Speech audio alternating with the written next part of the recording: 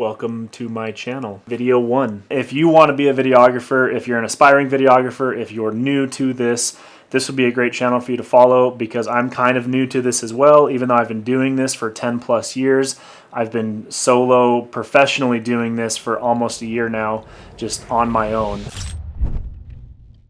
My name is Travis and I'm a videographer. I was filming a volleyball tournament this last weekend and like a 16-year-old kid came up to me and I was holding my rig, my camera that I film with, and he was like, "Oh, I love your camera, dude. Do you do YouTube?" And I've always wanted to make YouTube videos like this, but I told him, "No, I don't, but I'm getting into it. So follow me on Instagram and I'll link all my YouTube stuff." And then he followed me, so thank you. This is my channel. I don't really know how to start this, how to do this, but this is something that I've been wanting to do for a long time. I'm a full-time freelance videographer slash editor. I dabble in photography a little bit, but I'm not very artistic at it. I do athletes, I do brand videos, I do video for businesses, one-off video shoots for like people in the gym or kind of whatever, you know, for social media content. I do a lot of stuff like that, but I'm also, you know, I want to be more known for, you know, my editing, my workload, and so yeah. I also do a lot of events. I'll go to these events and I'll film kind of like all day and I'll make like event highlight videos. I'll make social media videos. One of my roles in a different brand that I work with is called Failed Fest, and I'm actually their head of media and content for social media. And so I help them do all of the social media, but then at their events, whether it be like a shooting networking event or they go to Disneyland or the actual event here in Utah, I'll go to that and I'll film all of that and I'll create the event video, but I'm also in charge of all the media that they share up to that. I have a really big background in media. I've been doing videography for a long time. When I was in high school, I was in the multimedia classes and I was filming everything. I worked on like the video yearbooks. I made funny short films. I tried to make YouTube videos, you know, and I filmed my friends doing stuff. We went longboarding. We would go and adventures with GoPros and stuff like that, and I would film everything, and I always loved doing videography. So I always knew video was a big thing for me. I dropped out of college, not for video though. I actually dropped out of college to go join the Marines, and I was in the Marine Corps for 4 years. I just did one contract of active duty service for 4 years. So after the Marines, I came back home and I was an in-house videographer for Bucked Up. I was an in-house videographer for an e-bike company, and I was doing these jobs and I loved doing them, but I always knew that I felt like I was being pulled to do my own thing. Fast forward to this year, 2025, January, decided I didn't want to work in-house anymore for anybody. I didn't want to be an employee. I didn't want to do 9-to-5 work. And so here I am. So now I've been a freelance videographer running my own business, which I'm not going to try and gloat about. Like I'm not walking around telling everybody I'm the CEO or, you know, whatever. I'm just a little solo videographer and I love it. It's absolutely fun. But I've been doing it for almost a year now. It's September. I've been doing it full time since November of 2024, and so yeah, I'm almost at a year, and I've loved it. I've loved every second. I have my own schedule. I work with different clients. Enough about that. It's super fun. If you want to be a videographer, if you're an aspiring videographer, if you're new to this would be a great channel for you to follow because I'm kind of new to this as well. Even though I've been doing this for 10 plus years, I've been solo professionally doing this for almost a year now, just on my own. And so if you're looking for gear or tips or editing tricks, you know, I would love to be someone you could go to ask for those kind of things. Anyway, so enough about that. Let's get into me a little bit more on the video side. I edit on Adobe. I mainly edit on Premiere. I do a little bit of After Effects, but not a ton. I'm still kind of getting into that.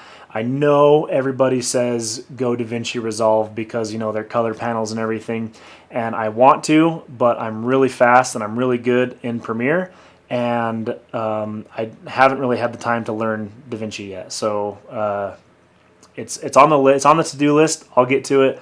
But I currently, I use Premiere. I do Photoshop for a little bit, and I've loved Premiere's beta. or Premiere Beta, because they're throwing in new tools like the mask object tool and things like that, and I've loved it. But yeah, so I'm kind of I'm an Adobe person.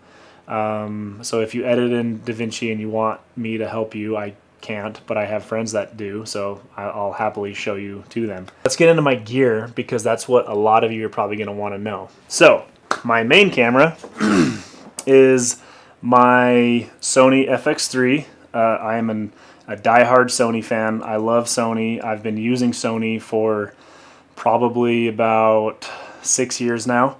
I just recently got this FX3. So this is the Sony FX3 with the SmallRig Hawklock quick release cage. The gunmetal right here is all the cage, and then I got the XLR handle adapter that fits onto it as well, so I could use this Sennheiser MK600 shotgun mic. I love this thing. I've used a lot of other shotgun mics before, and this is so crystal clear, and so this is what I use for a lot of my background, and even some interviews. If I have like a boom pole or a C-stand, I can put it on closer to the talent.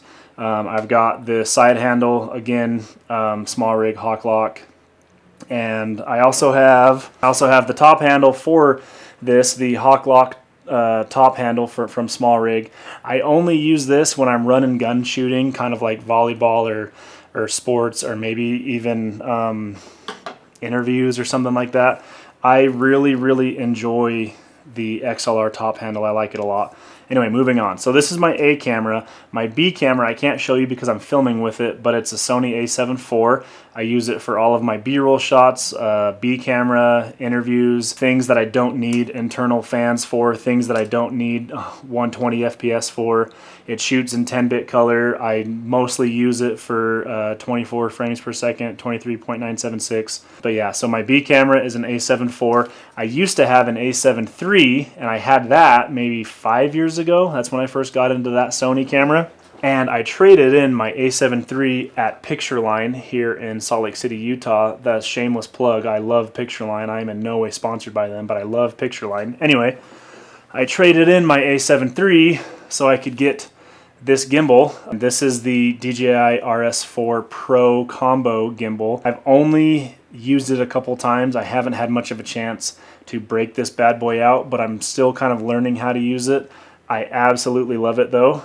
And let me tell you why I love it. Because like 6 years ago, I bought the DJI Ronin S1, so like the RS1, and that's what's in this box. And I still have it. That's pretty cool. Gimbals have come so far, and DJI has done so good at it, and the RS4 gimbal is just amazing. I used this for about a year, and then I kind of just stopped using gimbals. I went more into handheld stuff, but yeah, the RS4 is great, and I know because I have the RS1. As for drone stuff, I run the DJI Mini 4 Pro. I actually bought a 3 Pro, and then a week later the 4 came out, and so I sent that back and I got this one, which is crazy because now I've heard the 5 is coming out, which I think is awesome, but I love this thing. It's super light, it's super handheld, it's super small. I have the Pro RC with the screen in it, which is amazing. I used to have an old DJI with, which I actually still have. Hold on, let me get that for you. Man, I'm just showing you a lot of old stuff today. It goes to show how long I've been doing this for. So this is the Mavic Pro 1. If anybody wants to buy this, hit me up because I don't ever use it.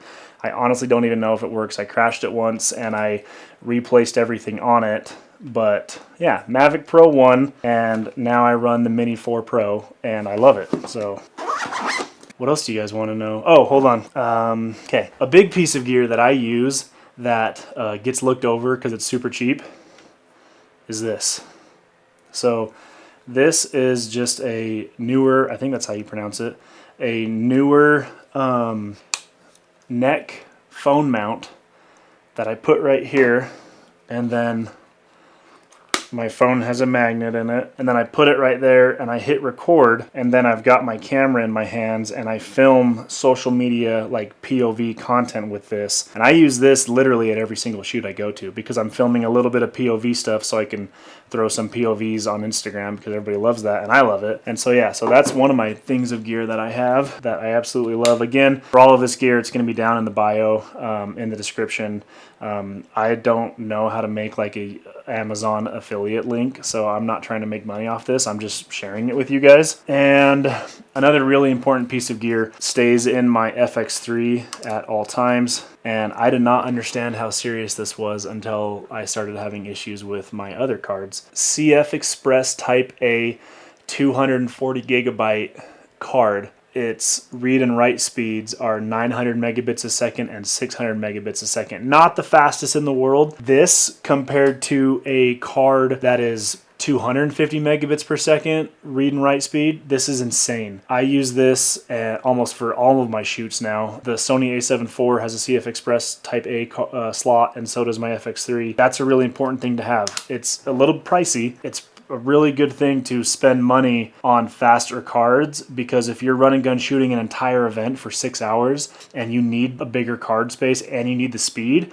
then you want to spend the money on it. That's just my opinion. I don't have a fancy office. I'm just putting this stuff on the shelf behind me or on the ground. Another really important thing with that card is to have a CF Express card reader. This is mine. I don't throw any of my boxes away, just like everybody else. Pro grade digital CFX Express Type A card reader, and it has a SD card slot reader in it. The card is fast, the reader is fast, my laptop is fast, and so I can transfer 200 gigs worth of footage in maybe 20-30 seconds, and I love doing that because I used to do it where I would have 15 gigs of footage and it would take me, an hour to transfer it, and I never understood why until I learned more about read and write speeds and card speeds, and that was years and years ago. That definitely wasn't like a new thing. Oh, by the way, monitor. Yeah, I use a monitor on my rig, and it usually sits right here, but right now it's on my A7IV, so I can see what I'm doing. But yeah, my monitor usually sits right here, and I have pictures of this. I can throw one here on screen for you. But I have a Atomos Shinobi 1, not the 2. I have the 1. I bought it from a friend 3 years ago, maybe, and I love it. It does everything I need. I'm kind of thinking about getting a new one just to have a brighter one. It only has 1,000 nits of brightness, and so if I'm outside, it's kind of hard to see in direct sunlight, but it still does everything I need to. Pretty much it just shows me what my camera is looking at. If I'm holding it down low or up high or whatever, and I don't want to use the flip out screen, I'll use the monitor. That's kind of the gear that I use. Also, a really important piece of gear obviously is my computer, my main editing station. So I have 2 different monitors, external monitors that I use, but obviously it's all ran by my MacBook. And just because I know some of you guys might ask, I have an Apple M2 Max, so it's not like a brand new M4 chip, with 64 gigs of RAM, and then I think it said like 30 total cores. I don't know what cores are where, whether it's like graphics or interface or processor. But yeah, so it's 2 terabytes of storage. That's my computer setup. And everybody always talks about like crashes during using Premiere and stuff like that. My Premiere never crashes. And I don't know if it's because I have 64 gigs of RAM, but in my head, the more RAM you have, the better you're gonna do, especially if you're editing video. If you're doing just photo or like 2K footage or 1080, you obviously can dial down your RAM a little bit, but I shoot everything in 4K. I don't ever have to use proxies. I love having this laptop. It works really great. Maybe I'll get a new one. In the meantime, this one works really good. That's pretty much me. That's my gear. I just wanted to make this video as like the very first, hi, I'm Travis, videographer video. I can link all of that stuff down in the description. I'd love if you guys followed me on Instagram, but also if you're new at videography, if you've been doing this for a long time and you want to learn about gear, you want to learn about editing, you want to learn about types of shoots or things like that, I'd love if you subscribed here. You don't have to. I'm just thinking that I should do this because I've always kind of wanted to. Never a better time than now to start doing this. Let me know in the comments what gear you guys use. Let me know what kind of stuff you'd like to see on this channel if you do subscribe. Let me know anything at all. If you have any questions, let me know, and thanks for watching. If you've made it all the way this far, thank you for watching. I'll share some of my videos on the channel. I'll try to show that to you guys so you can kind of see a little bit of like what I do. But yeah, thanks for watching, guys. Welcome to my channel. Video 1. Now I get to edit this together and throw it up on YouTube for all you guys to watch.